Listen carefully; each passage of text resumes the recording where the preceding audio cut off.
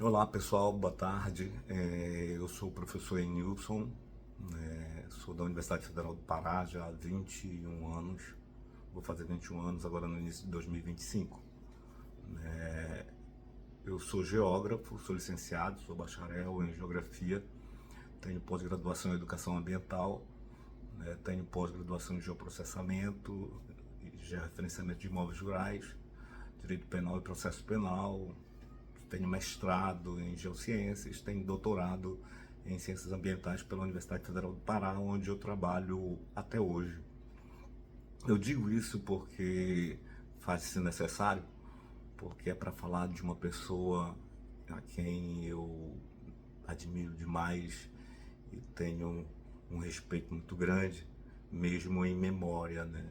Que é o meu pai, José Maria da Silva, um comerciante, um nordestino, cearense, comerciante que chegou lá pela década de 1950 pro lado daqui da Amazônia, vindo do Nordeste, ainda como soldado da borracha, no que pese que ele não conseguiu ser aposentado como soldado da borracha. Isso era uma mágoa muito grande dele, porque quando ele chegou na Amazônia ele tinha apenas 13 anos e a legislação só deu direito à aposentadoria para quem tinha a partir de 14 anos. Né? E eu digo isso, a minha qualificação, não para como exibicionismo da minha parte, mas é porque o meu pai, ele era analfabeto, e isso é uma coisa que me dói muito, eu tenho muita dificuldade de falar sobre isso, porque eu sou professor há 33 anos, né? Eu vou fazer 34 anos.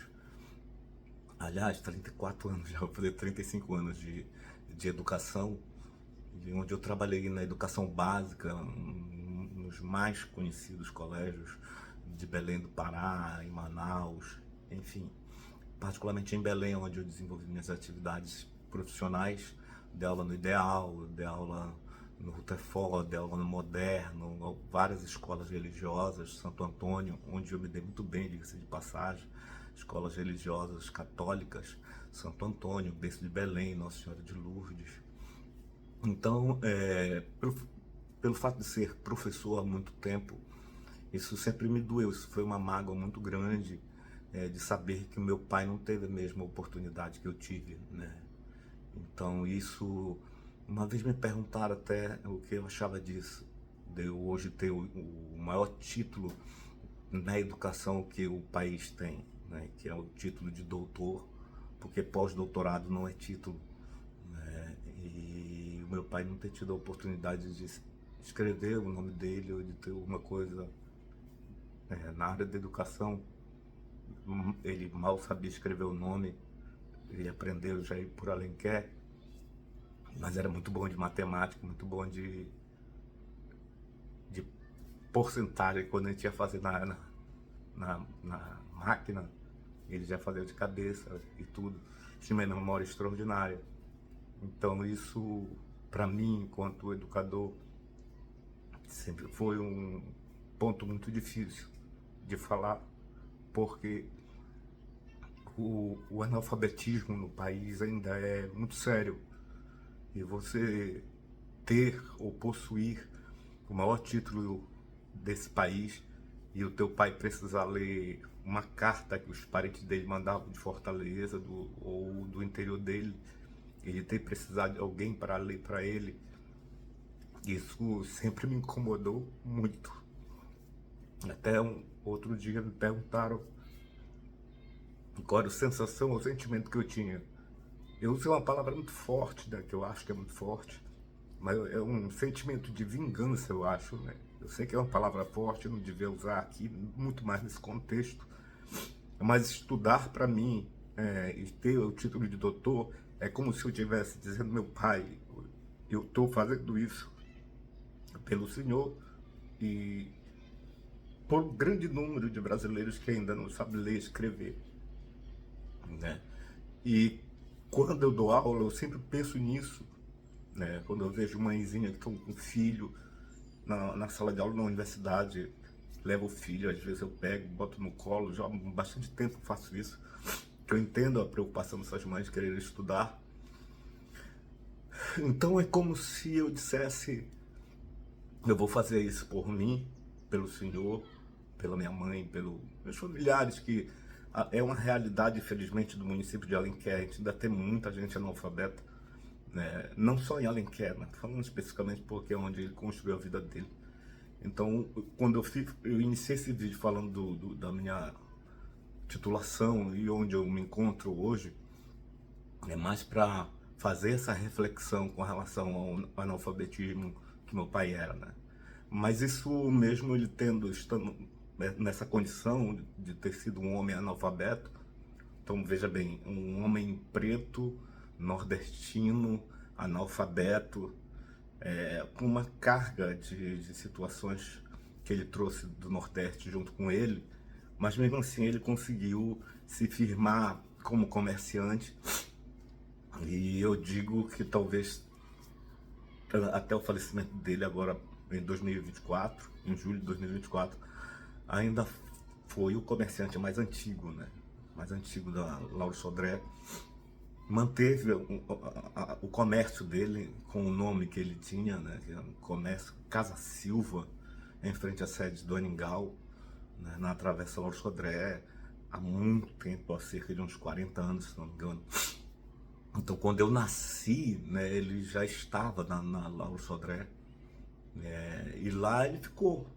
Foi sócio benemérito do Aningal, que é um dos clubes sociais de Alenquer mais sofisticado durante a década de 60, 70.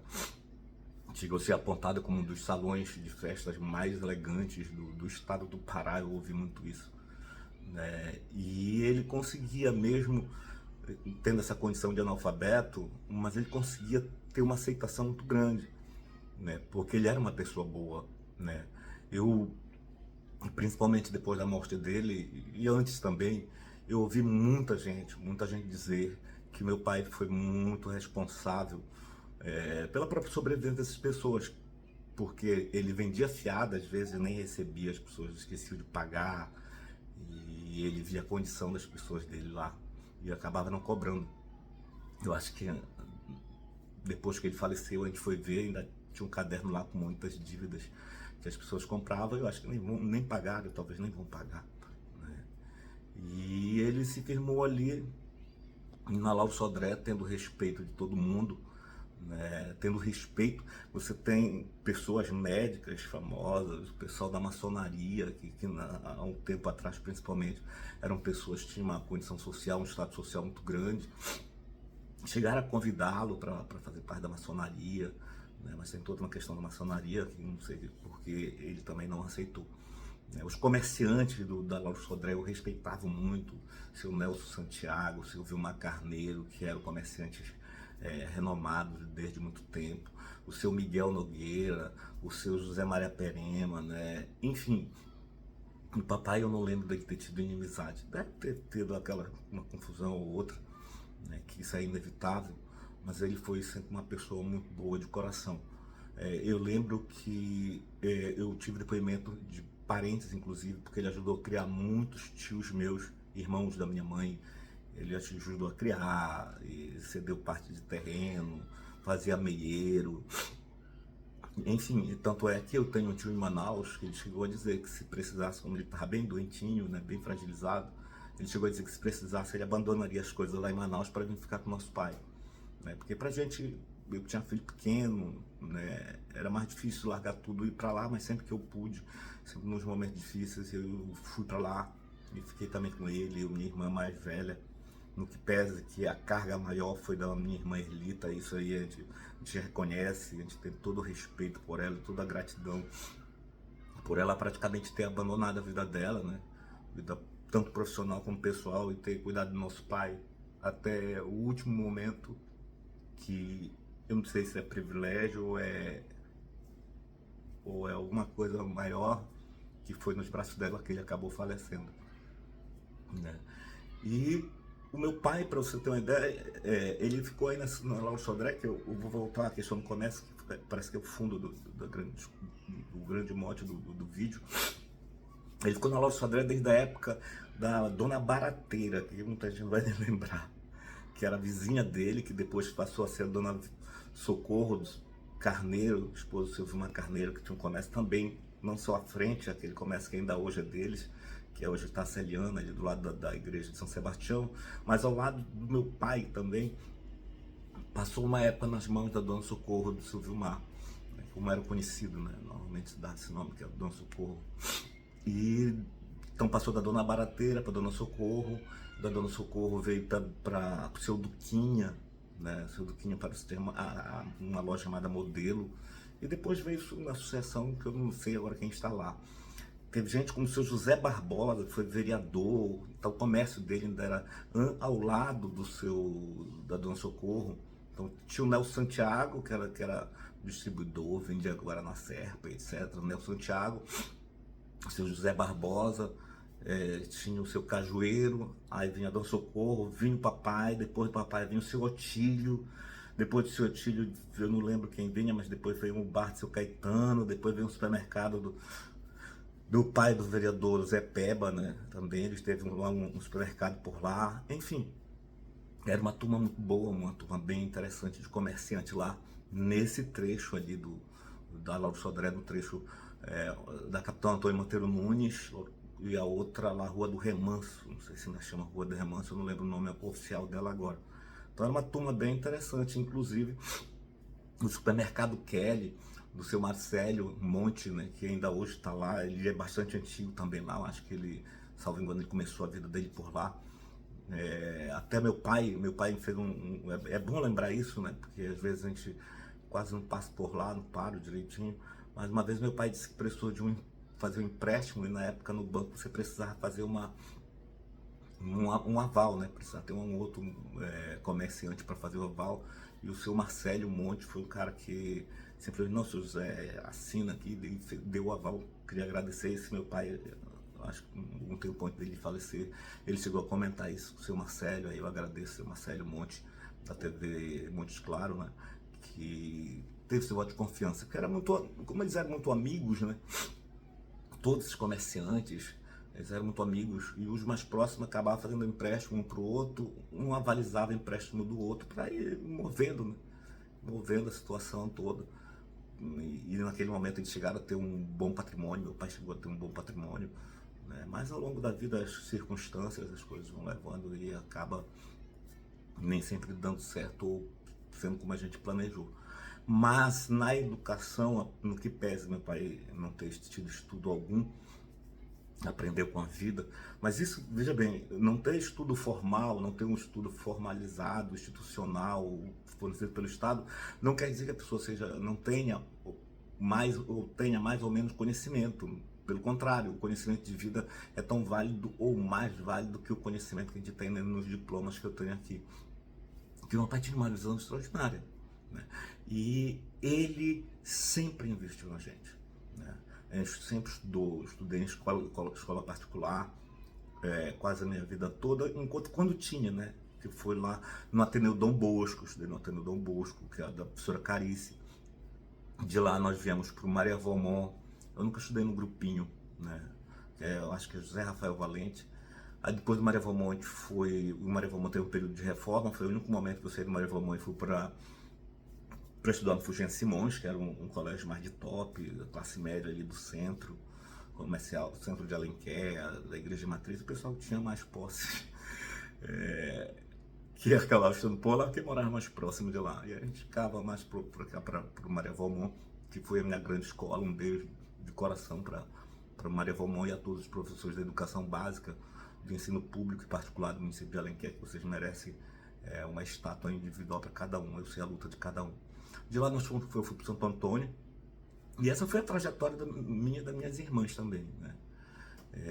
Do Santo Antônio eu já fui direto, primeiro foi a minha irmã mais velha, fui para Fortaleza, depois eu fui para Fortaleza, depois minha outra irmã, todos nós fomos para Fortaleza, né? Porque ela vai estudar. Como a gente não tinha parente em Belém, a gente foi tudo para Fortaleza, onde a gente fez o segundo grau por lá, e depois cada um tomou seu destino, seu rumo. Hoje todos nós somos formados, né? No que pese que eu tenha sido o único que foi para o campo da educação, eu particularmente nunca tive dom para para estudar, para ser comerciante, nunca tive dom, queria ter muito tido isso, mas a minha irmã Lita acabou assumindo isso, e tocando, acho que está tocando o comércio do papai que ficou lá, que foi uma decisão nossa, coletivamente, puxada pela minha irmã mais velha, no sentido de não deixar acabar o comércio do papai, porque a memória dele está ali, né? A memória, a história dele que está ali. E a gente queria muito fazer esse registro. Eu teria uma porção de coisa para falar dele, uma porção de coisa para falar dele. Tantas as histórias cômicas, as parcerias dele com o Zé Negão, o Zé Maria Perema, o seu, que mais? Seu... Gente, era tanta gente que ele andava naquele momento que eu quase não vou lembrar agora, né? E eu queria mandar um abraço a todo mundo, todos eles, né? Aqueles carroceiros das antigas, o Binga, Chico Binga também era um outro, andava com ele, quem mais? Tomava uma cervejinha, uma cachaçinha, ele teve essas histórias todas. Mas fica com uma outra oportunidade, eu também até falei pro Silvan que eu tô organizando um livro que vai contar um pouco não sei se vai ser história, um romance ou uma coisa assim, mas a gente já está trabalhando nessa questão para fazer um livro da história corrida dele, vindo do Ceará, junto com um grande parceiro da vida dele. Eu não posso esquecer isso aqui, seria uma injustiça extraordinária. O grande parceiro do meu pai foi o irmão dele, o tio Manuel Luiz. O tio Manuel Luiz foi um cara extraordinário, cara. Eles foram parceiro de vida, de alma, sabe? Porque o papai, a mãe dele morreu de parto dele, veja só. Né? E depois o papai veio para a Amazônia, mas não vou dar muito spoiler para contar no livro, mas o grande parceiro de vida do meu pai foi o tio Manuel Luiz. Para você ter uma ideia, quando ambos estavam doentes, que o papai não tinha morfina ou uma medicação porque estava em falta, mas o tio Manuel Luiz tinha. Vejam, eles eram irmãos, os únicos filhos, né, de pai e mãe, que a mãe deles morre no parto do papai. O tio Manuel Luiz mandou a enfermeira Socorro Silva, que é a minha prima linda, que cuidou do meu pai muito, e mandou que a Socorro tirasse a metade do medicamento dele e levasse a metade para o papai. Veja que declaração de amor de um irmão. Ele precisando da medicação, ele disse assim, tira a metade e leva para o compadre Zé, porque eles eram compadre também. Né? Inclusive o nome de um dos meus filhos chama-se João por causa do pai deles, né? Que o pai deles era João Gomes da Silva, né? E o tio Manuel Luiz tem um filho que é o João, que é caminhoneiro em Alenquer, que é empresário, que é um cara extraordinário, beijo no coração, meu primo querido. E o meu filho chama-se João também por causa do meu avô, porque muita gente pode até perguntar por que eu não botei José Maria, né? Mas eu não botei o nome de José Maria, mas botei o nome de João, que é o nome do meu avô, que eu não tive a oportunidade de conhecer. Mas a gente está ficando muito longo o vídeo, eu espero ter falado algumas coisas boas, né? Gratidão à oportunidade. Em outro momento, quem sabe a gente não conta um pouco da história da gente, né? Também não foi nada fácil para a gente chegar a ser hoje professor da universidade, tá? Todas as titulações, né? Ter passado na OAB, ser bacharel e ter passado na OAB, ter a carteira da ordem também, apesar de não exercer, só quando em causa própria, alguns casos específicos, né? E a gente quer agradecer muito a oportunidade e fundamentalmente agradecer a oportunidade que Deus me deu. Isso foi uma oportunidade que Deus me deu de ser filho de José Maria da Silva e sem perder a oportunidade também da minha mãe linda, querida Maria de Lourdes da Silva Souza. Então é esse casal que batalhou na colônia. Muita gente quando vê do jeito que a gente está agora, acha que caiu do céu. Não caiu do céu. Esses dois, esse casal, apesar de ficar um tempo separado, foram fundamentais na minha formação e para eu chegar onde eu cheguei. Beijo no coração, meu paizinho querido, onde quer que o Senhor esteja. O seu legado e a sua memória de honestidade, de um homem trabalhador, de honradez, a sua memória, tenha certeza que o seu filho está honrando até o último dia da minha vida. Para o Senhor, para minha mãe, para minhas irmãs, para todo que está vendo aí, sigam em frente, porque sem meritocracia, obviamente, mas dá para chegar. Eu furei a bolha e hoje nós temos muitos primos que formaram, né, os fisioterapeutas, enfim, administradores. Beijo no coração a todos, beijo no coração do meu paizinho, onde o senhor estiver. Tchau, gente. Até a próxima. Te adoro.